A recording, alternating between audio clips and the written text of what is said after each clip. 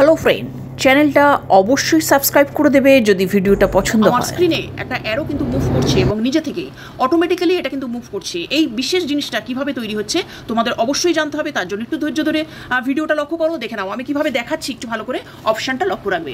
আমি একটা slide ready করছি এবং একাধিক স্লাইড রেডি করে ফেলেছি। এইরকমভাবে তুমি যখন একাধিক স্লাইড রেডি করে ফেলছো তখন তোমাকে চলে যাচ্ছ ট্রানজিশন এফেক্টে। এই ট্রানজিশন বলে যে এফেক্টটা আছে সেখানে গিয়ে ক্লিক করলে একদম ডান দিকে চলে আসবে।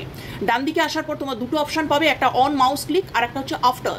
আমি অন মাউস ক্লিকটাকে কিন্তু অফ করে দেবো অবশ্যই অটোমেটিক্যালি রান করবার জন্য। এবং আফটার বলে আমি যে টাইমটা সেট করেছি এখানে কিন্তু দিয়েছি আমি 0.5। এই 0.5-এ আমি এই স্লাইডগুলোকে শো করাতে চাইছি।